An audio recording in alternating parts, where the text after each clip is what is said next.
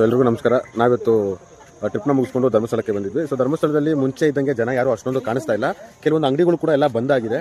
ಇದು ಮುಖ್ಯ ಏನು ಅಂತ ಹೇಳಿದ್ರೆ, ಇಲ್ಲಿ ಈಗ SIT ತನಿಖೆ ನಡೆಯುತ್ತಿರೋ ಕಾರಣದಿಂದ ಹಲವಾರು ಅಂಗಡಿಗಳು ಸುಮಾರು, ಯಾಕಂದರೆ ನಾವು ಈ ಪಾರ್ಕಿಂಗ್ ಲಾಟಿಗೆ ಬಂದಾಗ ಇಯರ್ ಫುಲ್ಲು ಕೂಡ ಪಾರ್ಕಿಂಗಲ್ಲಿ ತುಂಬ ಜನನೇ ಇರ್ತಿದ್ರು, ವೆಹಿಕಲ್ಸ್ ಕೂಡ ತುಂಬ ಇರ್ತಾಯಿತ್ತು. ಸೊ ಈ SIT ತನಿಖೆ, ಈ ಸೌಜನ್ಯ ಮ್ಯಾಟ್ರು ಇವೆಲ್ಲ ಶುರು ಆದಾಗಿಂದ ಮೇ ಬಿ ನನಗೆ ಗೊತ್ತಿರೋಂಗೆ ಜನ ಯಾರೂ ಇಲ್ಲ. ನಾವಿಲ್ಲಿ ಯಾರ ಹತ್ರನೂ ಕೂಡ ಮಾತಾಡ್ಸೋಕ್ಕಾಗಲ್ಲ, ಯಾಕಂದರೆ ಇದು ತುಂಬ ಕಾಂಪ್ಲಿಡೆಂಟೆಡ್ ಮತ್ತು ಕಾನ್ಫಿಡೆನ್ಷಿಯಲ್ ಆಗಿರೋ ಕಾರಣ ಇಲ್ಲಿ ಯಾವುದೇ ರೀತಿ ಒಂದು ಅಪ್ಡೇಟ್ ಸಿಗ್ತಾ ಇಲ್ಲ. ಸೊ ನಾನೀಗ ಫುಲ್ಲು ದೇವಸ್ಥಾನ ಎಲ್ಲ ಸುತ್ತಾಡ್ಕೊಂಡ್ಬಂದು ನಾನು ನಿಮಗೆ ಪ್ರತಿಯೊಂದು ಅಪ್ಡೇಟ್ಸ್ನ ಕೊಡ್ತೀನಿ. ಸೊ ಈಗೆಲ್ಲ ಬಾಯ್ಸ್ ರೆಡಿ ಆಗಿದ್ದಾರೆ ನೋಡಿ. ಬ್ರೋ, ಧರ್ಮಸ್ಥಳಕ್ಕೆ ಹೋಗಿ ರೆಡಿನಾ? ಬ್ರೋ, ಫಸ್ಟ್ ನೀವು ಏನು ಕೇಳ್ತೀರಾ ಬ್ರೋ? ಇಲ್ಲಿ ಆಗಿರೋ ಅನ್ಯಾಯದ ಬಗ್ಗೆ ನೀವು ಏನು ಕೇಳಕ್ಕೆ ಇಷ್ಟಪಡ್ತೀರಾ ದೇವ್ರ ಹತ್ರ?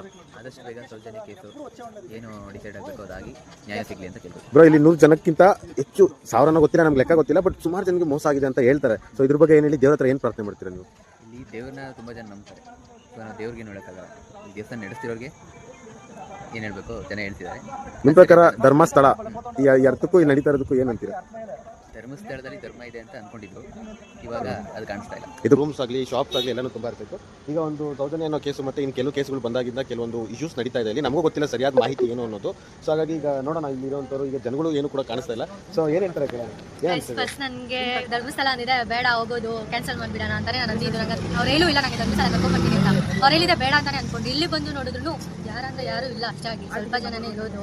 ಧರ್ಮಸ್ಥಳ ನಾವು ಯಾವಾಗ ನೋಡ್ತಿದ್ರು ಅಂದರೆ ಫುಲ್ ಹೌಸ್ಫುಲ್ಲೇ ಅನ್ಕೊಳ್ಳಿ, ರೋಡ್ವರೆಗೂ ಇಲ್ಲಿವರೆಗೂ ಬರೋರು. ಬಟ್ ಇಲ್ಲಿ ಯಾರಂದ್ರೆ ಯಾರು ಇಲ್ಲ, ಆಲ್ಮೋಸ್ಟ್ ಕಮ್ಮಿ ಒಂದು 50 ಜನ ಏನೋ ಇರ್ಬೋದೇನೋ ಅಷ್ಟೇ, ಯಾರು ಇಲ್ಲ. ನಾನು 25 ವರ್ಷದಲ್ಲಿ ಇದೆ, ಫಸ್ಟ್ ಟೈಮ್ ಅದಕ್ಕೆ ಬಂದಿತ್ತು.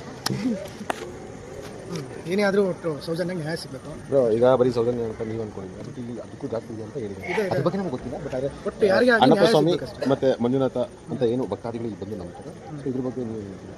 ಎಲ್ಲರೂ ದೇವ್ರು ನಂಬ್ತಾರೆ. ಆ ದೇವರಿಂದ ನ್ಯಾಯ ಸಿಗಬೇಕು ಅಂತ ಅಷ್ಟೇ ಕೊಡ್ಕೊಳೋದಿಲ್ಲ. ಸರಿ, ಆಯ್ತು. ನಿಮಗೆ ಇಶ್ಯೂಸ್ ಬೇಕು ಎಲ್ಲನೂ. ಇಲ್ಲಿ ಜನ ಕೂಡ ಕಮ್ಮಿ ಇದ್ದಾರೆ. ಇಲ್ಲಾಗಲಿ ಜಾಗ ಆಗಲಿ ತುಂಬ ಅಂಗಡಿಗಳು ಕೂಡ ಕ್ಲೋಸ್ ಆಗಿದೆ.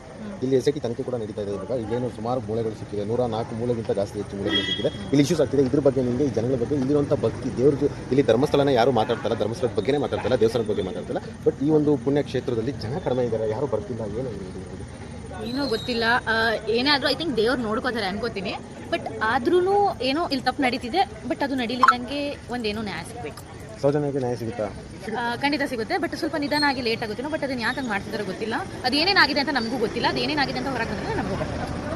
ಸೊ ಗೈಸ್, ಕೇಳಿಸ್ಕೊಂಡ್ರಲ್ಲ. ಸೊ ಇಲ್ಲಿರುವಂಥ ಇಶ್ಯೂಸು ಎಲ್ಲನೂ ನಡೀತಾ ಇದೆ. ನೋಡೋಣ, ನಾವು ಕಾದು ನೋಡೋಣ ಎಲ್ಲಿ ಏನು ಯಾವ ಥರ ನ್ಯಾಯ ಸಿಗುತ್ತೆ ಅನ್ನೋದು. ಈಗ ಎಲ್ಲ ಹೋಗ್ತಾ ಇದ್ದಾರೆ ದರ್ಶನಕ್ಕೆ. ಸೊ ದರ್ಶನ ಅವ್ರು ಮುಗಿಸ್ಕೊಂಡು ಬರ್ತಾರೆ, ನಾವು ಊಟ ಮಾಡಿಕೊಂಡು. ಸೊ ನಾವು ಇವತ್ತು ಬ್ಯಾಂಗ್ಳೂರು ರಿಟರ್ನ್ ಆಗ್ತಾ ಇದ್ದೀವಿ.